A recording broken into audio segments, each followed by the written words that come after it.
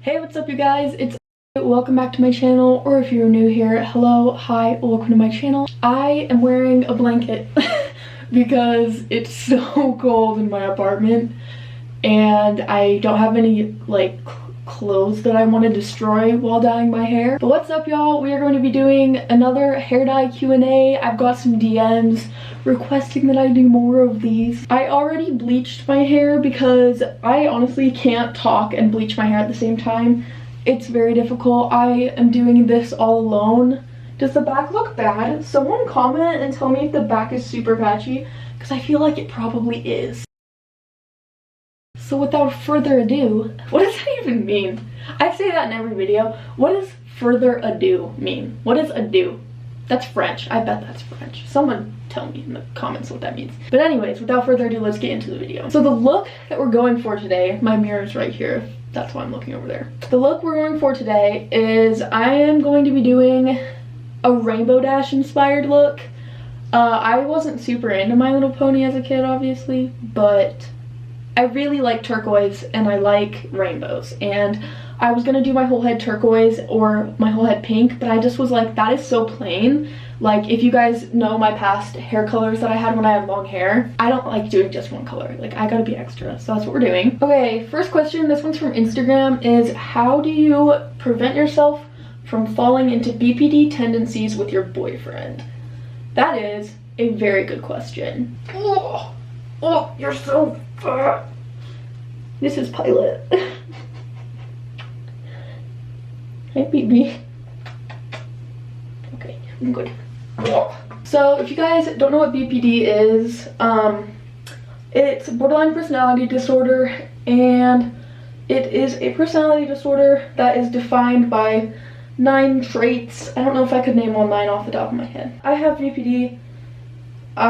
You have to be diagnosed when you're over 18, just like bipolar disorder, and I think DID too, but I could be wrong. I don't know, I don't have DID. I don't have bipolar disorder either, but they thought that I did. You have to be 18 to get diagnosed, but when I was 14, I was in the mental health system and they were like, you have BPD, but we can't diagnose you with BPD, so we're just gonna ignore it. And I was like, cool. So that was very helpful. But then when I turned 18, I was in a hospital again, and the doctor did my assessment or whatever, and then he was like, have you ever heard of something called borderline personality disorder? And I was like, yeah, they told me that I had that when I was like 14, but they didn't give me a diagnosis. And he was like, yeah, well, that's gonna be your main diagnosis because you definitely have it. And I was like, okay, cool, thanks. Away yo, this boat's rocking. Away yo. I was watching Zack and Cody. Wait, what pink do I want to use? Or I should use red. I'll use red. So yeah, I have BPD, and a huge thing with BPD is like issues with relationships and attachment and everything like that. It's very difficult for people with BPD to have healthy and stable relationships, and that's not just romantic relationships, it's relationships with everyone, with friends, family, parents, romantic partners, all of that. Even like celebrities that you look up to, you can have an unhealthy relationship with that person even though it's not really a two-way relationship. People with BPD also have unhealthy relationships a lot of times with like food or substances or like certain objects. It's common for people with BPD to have hoarding tendencies. I definitely do, but I have gotten a lot better about it. But yeah, so dating with BPD, very hard, very difficult, but it is possible. In the past, my relationships have been pretty unhealthy because of my BPD, but with my current boyfriend, shout out to for being amazing, I just have to work really hard. You have to be very aware of your thought processes and your emotions and everything, and keep yourself in check. Be aware of your own triggers or whatever, and then learn how to remove yourself from a situation and then deal with it when you are not in a crazy headspace.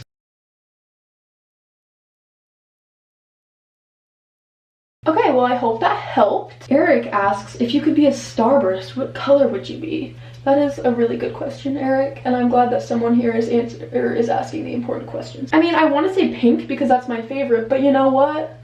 I don't think I am a pink starburst. You know what I mean? Like, I just don't feel like that's really me. So now I have to think, what is me? Who am I, you know? As far as starbursts go. Not red. I don't feel like red starburst is my vibe. Not yellow, because yellow is gross. This is a difficult question. Because am I thinking about like which color in general is most me? Or am I specifically thinking of like a starburst? Like, are we including the flavor in this? Or is it just the color of the starburst? I'm gonna say orange because like it's pretty good. Like, it's not pink, but like it's pretty good still. And it's like unique. And like some people like it and then some people don't like it, just like me. Well, but that's true for everyone. So maybe everyone's an orange starburst, I don't know. Next question is, can you follow me back? The number one way to not get me to follow you back is to message me or comment on my stuff begging me to follow you. It makes me angry. It annoys me. I'll be real. I don't know if that makes me an asshole. Like, if I want to follow you, I'll follow you, but please don't harass me about it, okay? Like, it's just awkward and it's weird. I'm sorry that I don't follow every single one of my followers, but that's just life, you know? Like, it just be like that sometimes. Okay, this is getting difficult. I really had no plan going into this. Like, I know what I'm trying to do, but like I didn't think about how I was gonna do it. Next question is from Tom on Twitter. Hi Tom, thank you for your question. I love Tom, he's great. This is probably gonna be a really long one, so if you get bored, I'll put a timestamp on the screen to where this question ends.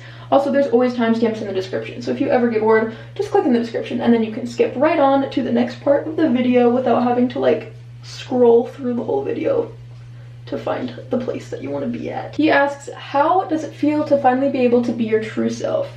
I'm assuming this is in regards to me transitioning, because I don't know what else it would be about. It feels pretty great, actually. Feels great. I have known that I'm trans for a very long time, and I was in the closet for a very long time, and I tried coming out of the closet, and then I had to go back into the closet because my environment was not great. And so that was really hard. Living, like, knowing that I was trans for so many years, but then not being able to, like, be trans. Very not good for my mental health, too. It was a very dark time. But yeah, no, being out and, like, actually starting my transition, I was really scared at first. I was terrified at first, honestly, because I had known for years and years and years that I wanted to transition. But then once I actually had the opportunity to do it, I was immediately like, oh, what if I'm faking being trans? Like, oh, what if this is just a phase? Like, it's not a phase. It's been like 6 years. It's been longer than that. Like, it's been your whole life. But, you know, people beat that into your head and just got to me. I'm so much happier now. My face might dip out of the screen for a second because I need to look in the mirror and I don't have my glasses on and I'm blind. So, yeah, at first it was spooky. I wasn't quite sure what I was doing. One thing was, like, I was a very pretty girl. Like, I'll be real with you, I was very pretty. I knew how to be a pretty girl, okay? Like, been there, done that. I know how to be a pretty girl. I do not know how to be a cute guy, okay? I was raised as a female. That is the experience that I have. And so, even though I was uncomfortable being, like, living as a girl, I was very comfortable in the way that I looked, because I knew that I looked good and I enjoyed, like, doing my makeup and stuff. And so then when I started transitioning and I was like, okay, I have to look like a boy now, like, I can't wear my makeup and I have to, like, wear baggy sweatshirts or whatever boys wear, I, like, took a huge self-esteem, like, drop, like a huge dip in my self-esteem, because suddenly I didn't know how to look good and, like, dress well, and I stopped wearing makeup, and so I didn't know how to, like, make my face look nice. And you don't need makeup to make your face look nice, but I'm sure y'all who wear makeup know what I mean. And it took me a long time to realize that I can literally still look like that. Like, there's literally nothing stopping me from still looking like that. Like, for so long I was like, I don't know what to do, like, I can't wear any of my cute clothes anymore because they're so girly, and, like, I can't put makeup on anymore because, like, I'm a guy. Yes, you can. You can literally do whatever you want. You can do whatever you want. So yeah, I started doing whatever I wanted again, and I'm much happier now that I put makeup on my face. Something I enjoy. Okay, when are we getting an apartment tour?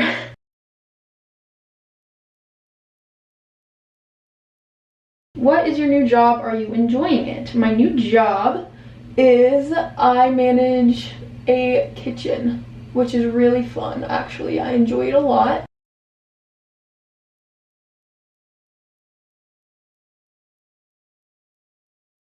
Okay, so that's all the questions that I currently have, but there's something that I want to talk about, so we're going to talk about it. I have recently returned to activism, and I am very happy and excited about that. For those of you guys that did not know or who are new, a huge reason that I have any type of platform at all is not because of my rainbow hair. Actually, a lot of it was because of my rainbow hair when I had rainbow hair.